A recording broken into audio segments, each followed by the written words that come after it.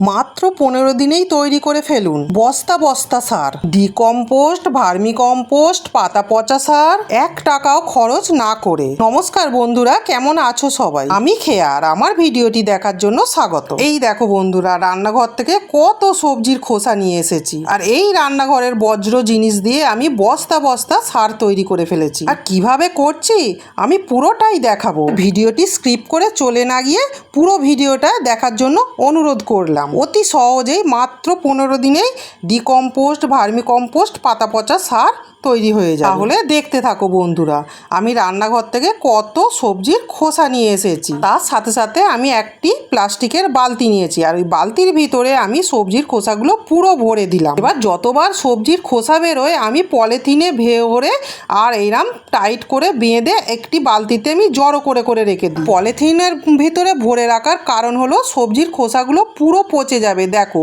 কেমন পচে গেছে। আর প্রতিদিন যা সবজির খোসা বেরোয় আমি এইভাবেই পলিথিনের ভেতরে রেখে আর টাইট করে বেঁধে একটি বালতির মধ্যে আমি পুরো ঢাকা দিয়ে রেখে দিই। এই সবজির খোসাগুলো যদি পচে যায় আর অতি সহজেই কম্পোস্টটা তৈরি হয়ে যাবে। দেখো আমি সবজির খোসাগুলো আমি বালতিতে পুরো ঢেলে দিলাম আর পুরোটাই পচে গেছে সবজির খোসাগুলো। তার সাথে নিয়েছি কাঠের উনুনের ছাই, আর কাঠের উনুনের ছাইটা অতি অবশ্যই লাগবে। আর যখনই সবজির খোসা পচাটা আমি দেবো তার উপরে কাঠের উনুনের ছাই ছড়িয়ে দেবো। তারই সাথে সাথে নিয়েছি 1 বছরের পুরানো গোবর সার। ছাইয়ের ওপরে আমি গোবর সারও 1 মুঠো ছড়িয়ে দেবো। আর গোবর সারের সাথে দেবো আরোবার সবজির খোসা পচা দিয়ে দিলাম ওর ওপরে।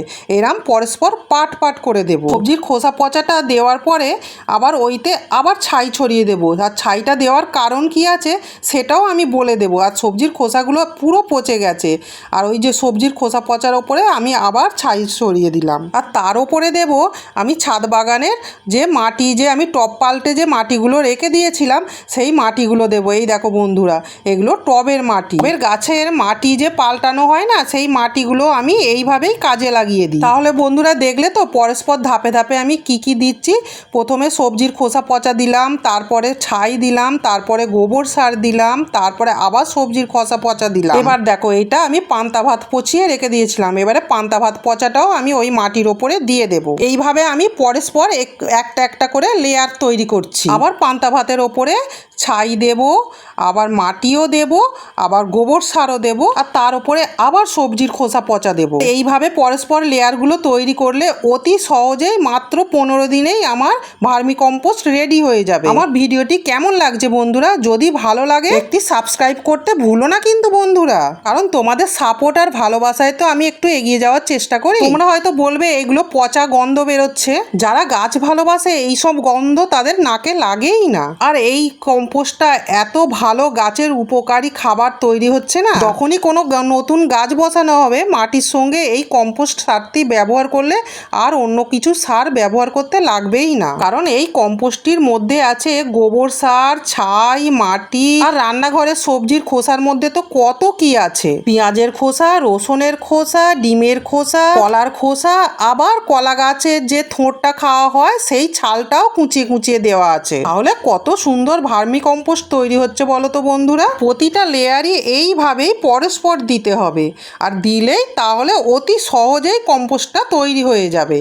এবার এর মধ্যে দেবো রান্নাঘর থেকে ফ্যান নিয়ে এসেছি, চাল ধোয়া, ডাল ধোয়া জল, তার মধ্যে আবার কিছু সবজির খোসাও ছিল বা চায়ের গুঁড়োও ছিল, সেটাও আমি দিয়ে দিলাম। আর এইভাবেই আমি প্রত্যেকটা পরস্পর ধাপে ধাপে দিয়ে দিয়েছি। আর এই খাবারটা একদম উপযুক্ত খাবার, গাছের একদম উপযুক্ত খাবার। আর কাঠের উনুনের ছাই তো তোমরা জানোই পটাশের কাজ করে, আবার কীটনাশকেরও কাজ করে। ওই জন্য আমি কাঠের উনুনের ছাইটাও আমি এই ভার্মি কম্পোস্টে তৈরি করার সময় ব্যবহার করি।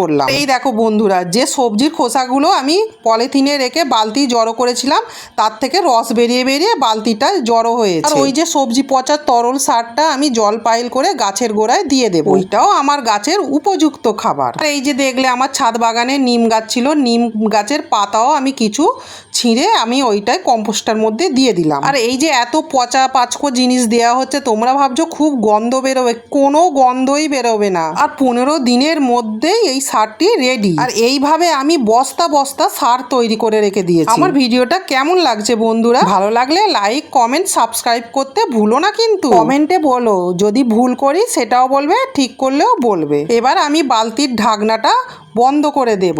এইভাবে আমি পরস্পর লেয়ারগুলো তৈরি করে ঢাকনাটা আমি বন্ধ করে দিলাম আর একটু রোদপিট জায়গাতে আমি বসিয়ে রাখবো। তাহলে এই ভার্মি কম্পোস্টার মধ্যে কত কি দেওয়া হলো, ফ্যান জল, চাল ধোয়া জল, ডাল ধোয়া জল, ছাই, গোবর সার, আবার মাটি, তার সাথে সাথে তো আছে রান্নাঘরের পান্তা পচা আর বজ্র সবজির খোসা আছেই। আর রান্নাঘরের বজ্র জিনিস না হলে তো এই কম্পোস্টটা ভালোভাবে তৈরিই হবে না। এবারে দেখো এইটা আমি এক বস্তা এইরাম কম্পোস্ট সার তৈরি করে রেখেছি, একদম শুকিয়ে রেখে দিয়েছি বস্তা ভর্তি করে। আর যখনই আমি গাছ বসাই তখনই মাটির সঙ্গে পাইল করে আমি গাছ বসিয়ে দিই, আর তাতে তো আমার গাছে ফল ফুল সবজি ভরে যায়। নিচে এটা দেখতে পাচ্ছ, এটা সবজির খোসা পচানো সার করে রেখেছি, মানে যেটাকে বলে ডিকম্পোস্ট। এটাও আমি এক বস্তা করে রেখে দিয়েছি। এবার চলো দেখাই ছাদ বাগানে যত পাতা ঝাঁট দিয়ে জড়ো করি সেই সমস্ত আমি বালতিতে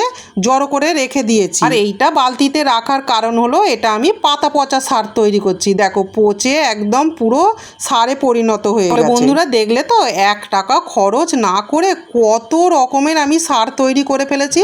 বালতি বালতি ভর্তি সার তৈরি হয়ে গেছে। আর এইভাবে তোমরা বাড়িতে চেষ্টা করো, অতি সহজেই বালতি বালতি সার তৈরি হয়ে যাবে। আর আমি তো তোমাদের বলেইছি সারের অনেক দাম বেশি, অত সার কেনা আমার পক্ষে সম্ভব হয় না, তাই একটু পরিশ্রম করতে হয়। গাছ ভালোবাসলে এইসব পরিশ্রম গায়েই লাগে না, আর একটু পরিশ্রমের বিনিময়ে অনেক খরচও বাঁচে। এই দেখো বন্ধুরা 10 দিন পরে আমি আবার বালতির ঢাকনাটা খুলেছি, মোটামুটি অনেকটাই সার রেডি হয়ে গেছে। আর এই সারটি মাটির সঙ্গে পাইল করেও দিতে পারো, বা অন্য সময় যখন মাটি পাল্টাবার সময়ও এই সারটি ব্যবহার করা যাবে। আর ভিডিওটি আমি বাড়ালাম না, আজকের মতো ভিডিওটি আমি এখানেই শেষ করলাম। আবার দেখা হবে পরের ভিডিওতে। ভালো থাকবে, সুস্থ থাকবে, স্বাস্থ্য সচেতন থাকবে। টাটা।